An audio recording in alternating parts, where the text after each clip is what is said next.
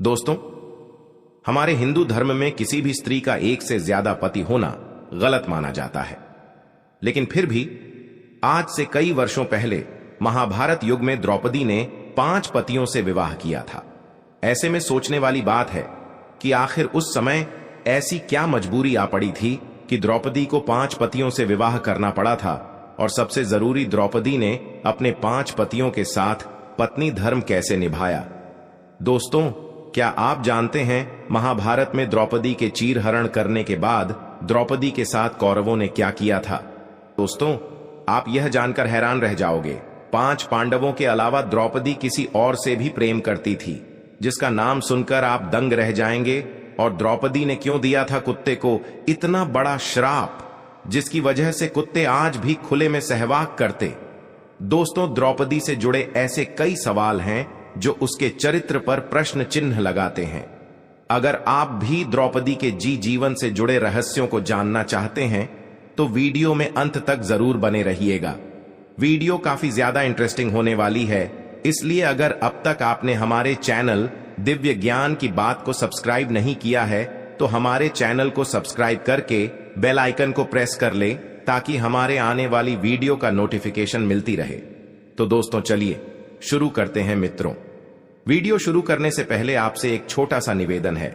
यदि आप भी भगवान श्री कृष्ण के सच्चे भक्त हैं तो कमेंट बॉक्स में जय श्री कृष्णा लिखते हुए वीडियो को एक लाइक और साथ ही चैनल को सब्सक्राइब अवश्य करें। दोस्तों, महाभारत के अनुसार द्रौपदी के जन्म से पहले द्रौपदी के पिता राजा द्रुपद और गुरु द्रोणाचार्य के बीच एक घनघोर युद्ध हुआ था। इस युद्ध में गुरु द्रोणाचार्य ने राजा द्रुपद को हराकर उनके आधे राज्यों पर कब्जा जमा लिया था।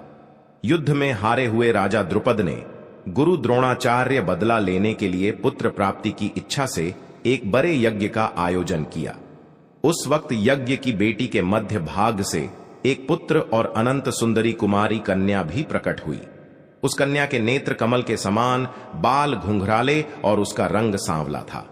ब्राह्मणों ने जब उस दिव्य कन्या को देखा तो उन्होंने कहा, यह कन्या रूपवान होने के साथ साथ कृष्ण की है, इसलिए उसका नाम कृष्ण होगा। दोस्तों, द्रौपदी इसलिए भी द्रौपदी कहलाई क्योंकि उसका जन्म राजा द्रुपद की पुत्री के रूप में हुआ था। दोस्तों, राजा द्रुपद के मन में द्रोणाचार्य के प्रति जबरदस्त नफरत की भावना थी और अपनी इन्हीं नफरत के भाव को उन्होंने द्रौपदी के मन में भी बचपन से कूट कूट कर भर दिया था। द्रौपदी भी राजा द्रौपदी तरह बदले की आग में जल रही थी और मन ही मन ऐसी तरकीबें सोचती रहती जिससे वह अपने पिता के अपमान का बदला द्रोणाचार्य से ले सके।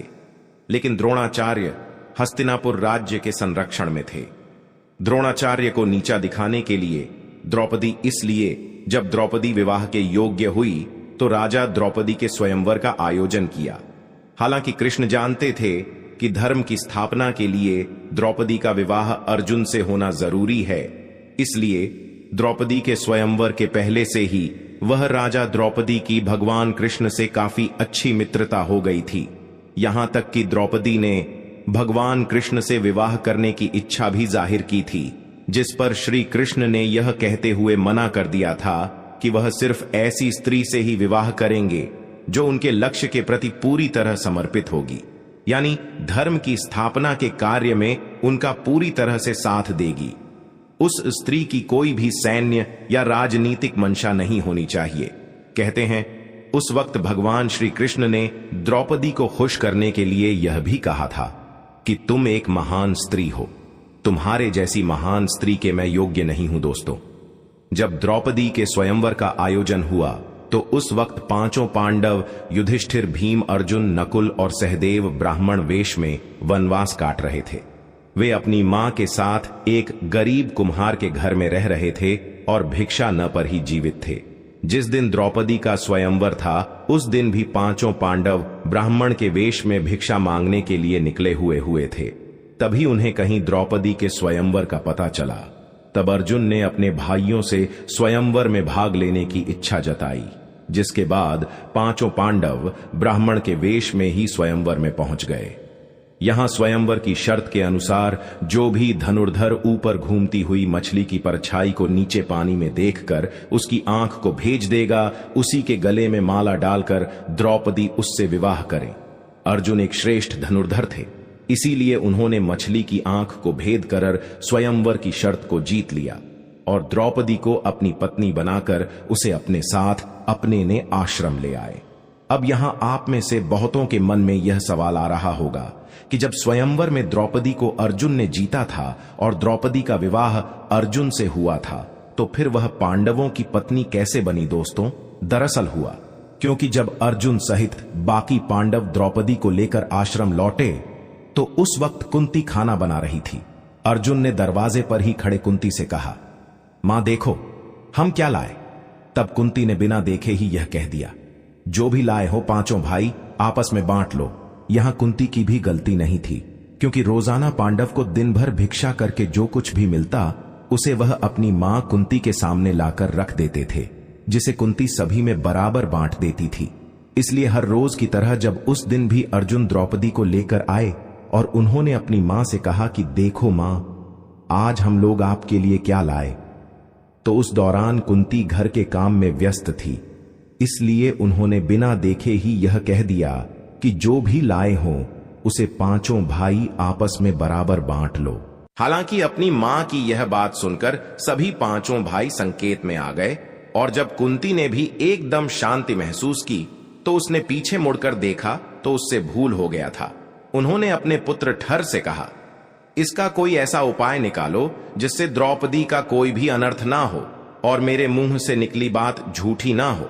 हालांकि जब इसका हल युधिष्ठिर भी ना निकाल पाए तब पांडव अपनी मां की बात का मान रखते हुए द्रौपदी से विवाह करने के लिए तैयार हो गए। लेकिन जब इस बात का पता राजा द्रौपदी परेशान हो गए, राजा द्रौपदी चिंता को दूर करने के लिए महर्षि व्यास ने राजा द्रुपद को द्रौपदी के पूर्व जन्म की कहानी बताई। महर्षि व्यास ने बताया कि द्रौपदी अपने पूर्व जन्म में एक आर्ष कन्या थी। वह रूपवती होने के साथ साथ गुणवती और सदाचार भी थी, लेकिन पूर्व जन्म के कुछ कर्मों के कारण द्रौपदी का विवाह नहीं हो पा रहा था। इसीलिए द्रौपदी ने भगवान शिव की घोर तपस्या की और इस तपस्या से प्रसन्न होकर शिव जी ने द्रौपदी को मनचाहा व मांगने के लिए कहा। तब द्रौपदी ने सोचा कि वरदान से उसकी सभी इच्छाएं पूरी नहीं होंगी, इसलिए उसने घूमा फिराक महादेव से वरदान मांगा। द्रौपदी ने महादेव से कहा, हे प्रभु, मेरा विवाह किसी ऐसे व्यक्ति से हो जो धर्म का सबसे बड़ा झाता हो, जो सबसे अधिक बलवान हो, जो किसी विद्या में कौशल हो, जिसे नक्षत्रों का ज्ञान हो और जो सबसे अधिक सुंदर हो। द्रौपदी ने चालाकी दिखाते हुए यहां 5 वरदान को एक वरदान बनाकर मांगा। हालांकि महादेव द्रौपदी के मन की बात को समझ गए थे, लेकिन उन्होंने द्रौपदी को पहले ही मनचाहा वरदान देने का वचन दे दिया था। इसलिए महादेव ने द्रौपदी से कहा कि तेरी चालाक को मैं भली भांति समझ चुका हूं, इसीलिए अब तुझे अगले जन्म में एक नहीं 5 पति मिलेंगे। यह सुनकर द्रौपदी चिंतित हो जाती है और महादेव से प्रार्थना करती हैं कि हे प्रभु, मैं आपकी कृपा से केवल एक ही पति चाहती हूं। इस पर शिव जी ने कहा, मेरा वरदान व्यर्थ नहीं जा सकता, इसीलिए तुझे 5 पति प्राप्त होंगे। भगवान शिव के वरदान स्वरूप द्रौपदी को इस जन्म में 5 पति प्राप्त हुए हैं।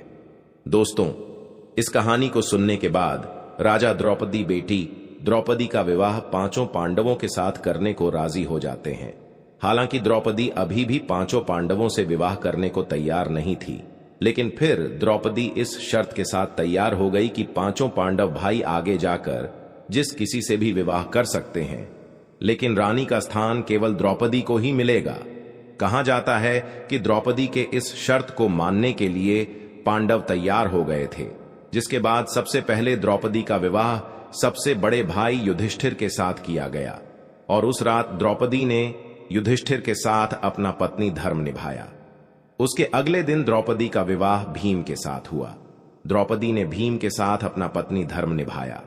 इस तरह द्रौपदी की शादी बाकी भाइयों से भी की गई और सभी के साथ उसने अपना पत्नी धर्म निभाया।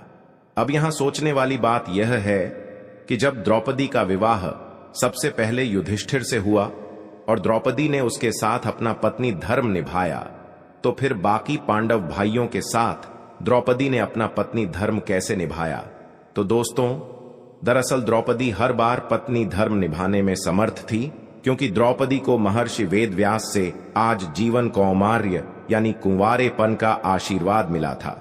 इसलिए जब भी द्रौपदी पांडवों में से किसी एक भाई के साथ समय बिताने के बाद दूसरे भाई के पास जाती थी, तो द्रौपदी वापस से कुंवारी हो जाती थी।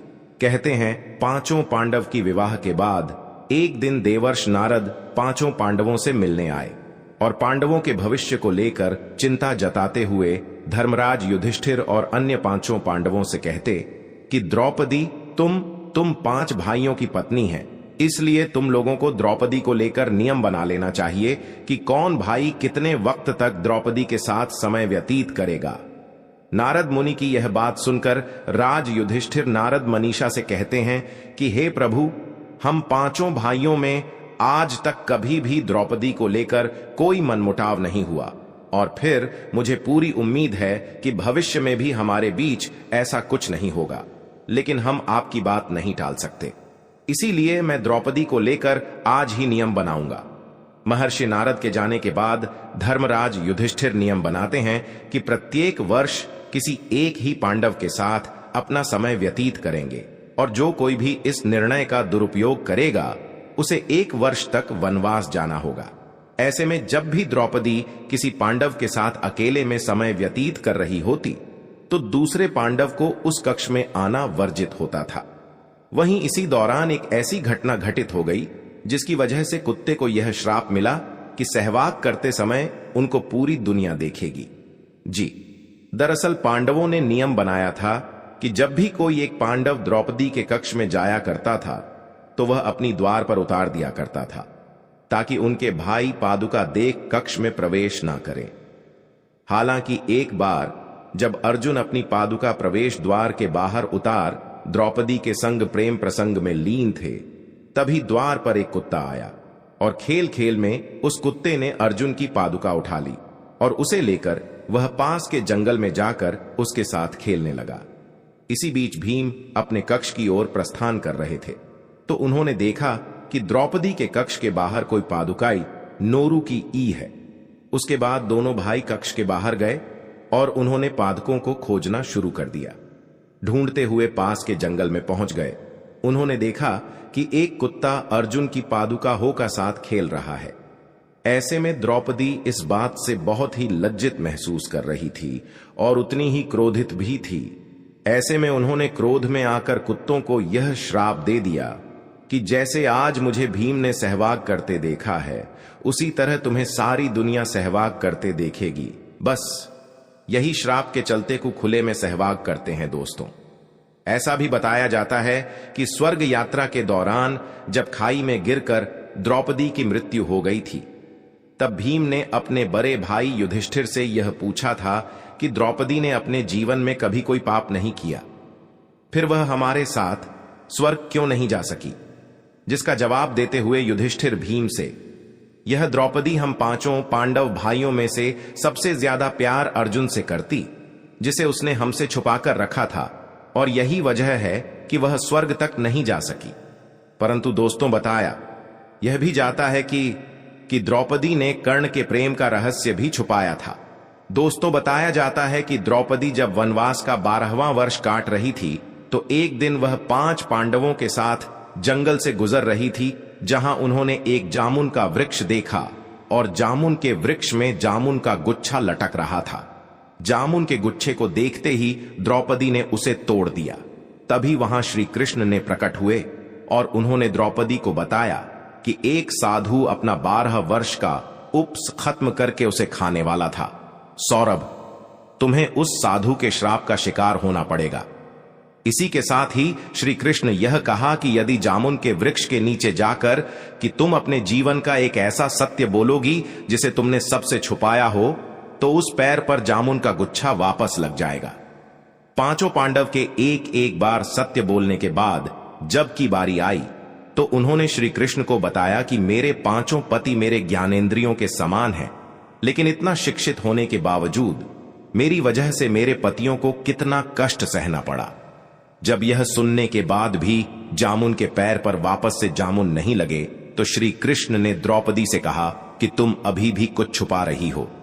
तब द्रौपदी ने पांचों पांडवों और श्री कृष्ण को यह बताया कि जब मेरा विवाह नहीं हुआ था तब पांचों पांडवों के अलावा ऐसा पुरुष भी था जिससे मैं पांचों पांडवों से भी अधिक प्रेम करती थी, और वह पुरुष कोई और नहीं था बल्कि अंगराज कर्ण था।